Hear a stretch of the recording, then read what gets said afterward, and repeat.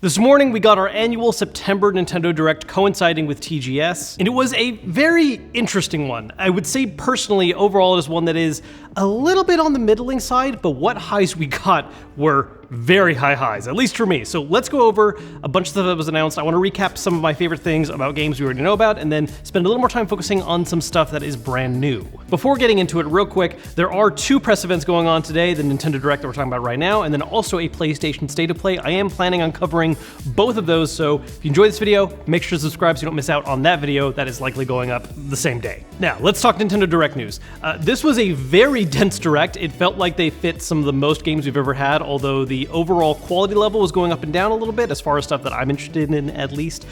We got a lot of updates, though, on some games that we had learned about previously that we really only had very basic details on before, and some of those new details are looking very nice, and there were some very surprising and good new reveals as well. As far as new updates go, one game that we only had a title for before and now actually got to see gameplay of that I am much more interested in is Princess Peach Showtime. They hinted at this in the last Direct, and we finally got to see some actual gameplay for it, and it's a really interesting looking game. I'm not quite sure how I would narrow down the genre for it. It looks like it's primarily a 3D action platformer similar to 3D Mario games, a little more focused on the action. But the big twist with this game is that Princess Peach has the ability of changing into different costumes that give her different abilities and change the focus of the gameplay in different areas that you're exploring. So they showed off different things like a swordsman Peach, detective Peach, a martial artist. We saw a really quick glimpse of what looked like a baker one as well. It just has this really charming look, and the emphasis on how the costumes change the gameplay looks really interesting. I wouldn't say that I had no interest in this game before. It was just when we only had a quick little teaser to go off of, I didn't really know what to expect, and this just looks like a really pleasant surprise in the gameplay department. Other updates we got included a closer look at Super Mario RPG, one of the games that I'm already very excited about, where they did highlight some of the updates and changes coming to the game. One of them ones that I feel a little kind of mixed on is that they've made it so that timed hits now hit all enemies at the same time, which I'm wondering how they're going to rebalance the rest of the game around that, because honestly, Super Mario RPG is already a little bit on the more forgiving, easier side to begin with, and if it's just a straight up power boost of hitting all enemies every time you do a timed hit, that's really strong. Alongside that, they also revealed that there's a new special combo ability you can do where after charging up a special meter, you can perform a special attack that is different depending on which three party members you have out at the same time, which looks super cool. And on top of being able to play through the regular game, there's also a boss challenge mode where you can then refight certain boss fights with the difficulty turned up a lot. Being a huge fan of the original Super Mario RPG, I was already really hyped about this, but the new stuff we're seeing, especially the combo moves, look absolutely amazing, and I am even more excited now for when it launches. We also got a closer look at the new WarioWare, where they emphasized the motion controls.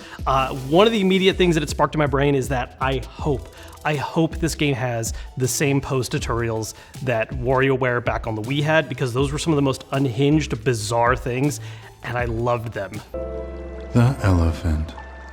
Point the forebaton forward, with the end lightly touching your nose. Just as the mighty elephant uses its trunk to gorge on peanuts, so too will your new nose sustain you. Whether or not those make it in, though, the motion-based WarioWare games to me have always been the most fun, and so I can't wait for us to get a proper new one that, instead of it just being little mini-games that are fun, actually having this much more party game atmosphere where all of your friends have to get up and do extremely dumb-looking things in front of each other, because it's great. So as far as updates on games you already know about go, those were really the big three for me, but there was a bunch of other stuff that we got to see as well.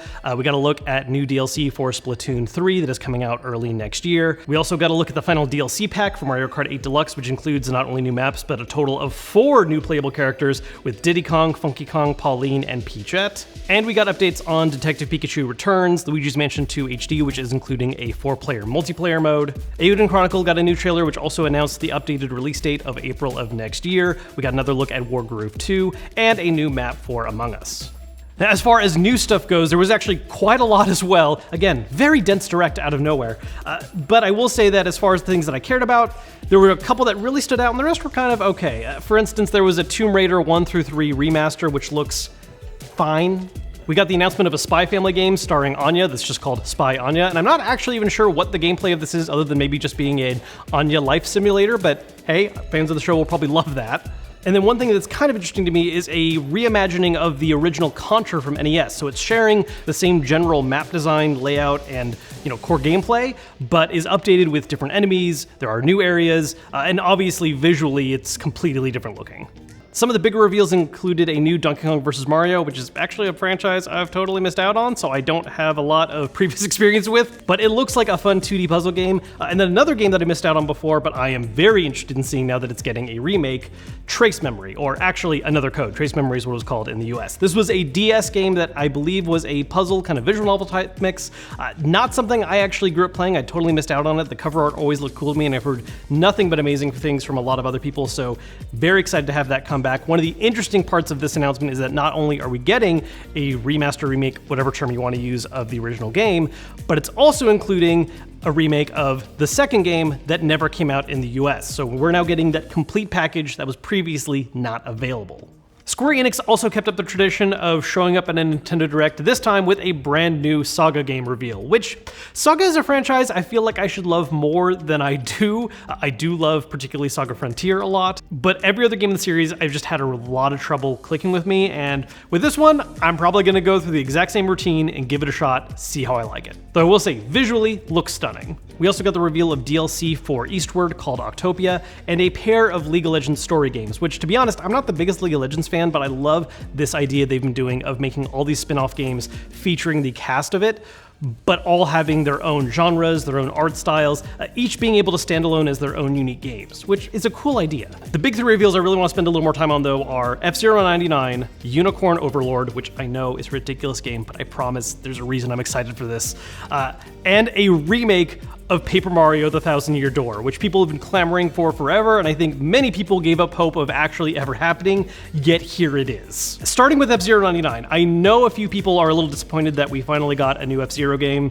That's not really a new F-Zero game, at least not a proper new mainline entry that is modern day visuals or anything, but honestly, while I would still love to see that happen, I'm really excited about the concept of F-Zero 99. The 99 games have been a very interesting series that Nintendo has been releasing as part of Nintendo Switch Online. We had previous games like Tetris 99, Pac-Man 99, there was a Mario one as well. And F-Zero 99 continues that concept by basically giving you a playable version of SNES-style F-Zero, but with 99 people on the racetrack, which looks absolutely chaotic in the best way possible. Similar to some of the other 99 games, there are ways you can get an edge over other racers, including a special power-up that allows you to go to a separate higher-up raceway, so you pass up a bunch of people. It just looks like a lot of good, dumb fun, more so than other 99 games. I feel like with Pac-Man and Tetris, I had to strategize a little more actively, and not that there isn't going to be player skill and strategy in playing this new F-Zero. The approach of being a fairly simple racer getting around a track and just dealing with the massive number of people crowding around you, it just seems like a really fun experience that you don't have to think too hard about, and is the perfect way to just dive into an absolutely chaotic 99-player match. One of the other cool things about this, it's available today, later today at least, so by the time this video's up, it might already be playable, and you should just go check it out if you have Nintendo Switch Online, because it looks really fun, and I'm probably going to be playing it too, like right away. Actually, I'll be recording a PlayStation reaction, but after that, I'll then be playing F-Zero 99. Then, Unicorn Overlord. I know. Absolutely ridiculous sounding name, very maximum RPG kind of moment, but there is a reason why this was one of the biggest announcements to me, and that comes down to the fact of who's developing it, Vanillaware. If you haven't paid attention to Vanillaware as a developer before, they release games very sporadically, there's a healthy gap between each release, and this is an out-of-nowhere announcement of a new game coming out very soon, after some of their past games had very long lead-up times waiting for them to eventually release. Their last big release was 13 Sentinels: Aegis Rim, which was a visual novel mech tactics game that was fantastic. They also made some other fantastic games like Odin Sphere, Dragon's Crown, Muramasa, some of which you can play in current systems, some of which you have to track down older versions, but all high quality, every single one of them. Beautiful art, all hand-drawn aesthetic that just looks great, and more often than not, the gameplay that goes along with it is just as high quality. The fact that this new game from them looks to be a type of tactical RPG, which is also one of my favorite genres of game, is just a nice little added bonus on top of this. I promise you, if you have not played other Vanillaware games before, you should just go look into them right now. 13 Sentinels is on the Switch. If you have access to a PlayStation, you can pick up Dragon's Crown and Odin Sphere. Just all high quality games, and I cannot wait to see what their next title looks like, especially considering how short notice this reveal is compared to when it's coming out, at least by their standards. And then then the big final reveal of the Direct, the thing that really stole the show for a lot of people, and I think is the biggest thing that's pushing up a lot of people's review scores of it, is a reveal of Paper Mario: The Thousand Year Door getting remade. This is something that people have been asking for a very long time for a very good reason. It is a very popular choice for being the best Paper Mario game because it balanced out having the Mario RPG mechanics that the first Paper Mario had while expanding the cast with much more ridiculous party members, great storytelling. To be honest, this is actually one that I haven't beaten yet. I have played Thousand Year before, but I just, for whatever reason, never really got through it, and so I'm very excited to have this new version to play through. It might even push me to just go back and play the original and borrowing it from a friend, because it really is a fantastic game, and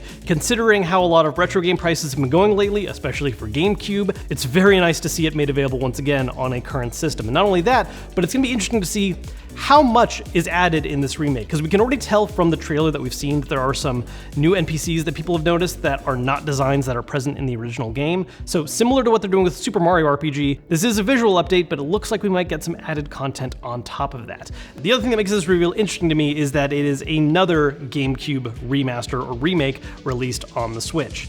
We had that happen earlier this year with the sudden shadow drop of Metroid Prime Remastered.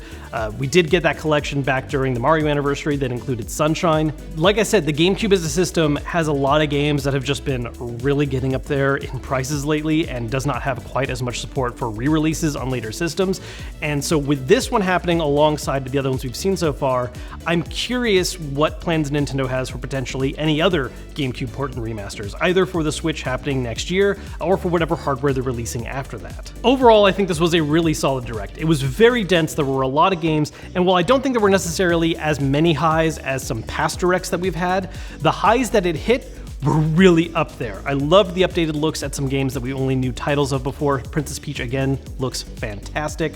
Very excited to have a new Vanillaware game. Still can't fully believe the Thousand Year Door is happening. F-Zero 99 looks like a ton of fun. Overall, I'm walking away happy. And I think the other important thing about this is how it signals that the Switch is still maintaining some strong momentum. They did a whole recap of upcoming games. There's quite a bit still left in 2023, and we already have a couple 2024 titles to look forward to.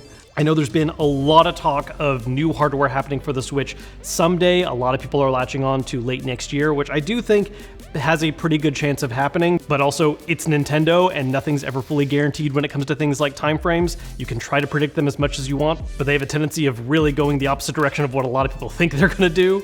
So it's nice to see the system still has a lot of life going for it into 24. And if we do get a new system hardware reveal, it's not like you're gonna be sitting on your hands waiting just for that, because there's plenty of awesome stuff releasing on the Switch as it is. So those are my thoughts on today's Nintendo Direct. This is again one of two press events happening today. We also have the PlayStation State of Play, so I'm planning on doing a recap video of that as well. If you don't want to miss out on that, make sure to subscribe, hit the bell icon so you're notified properly, and I'll see you guys later.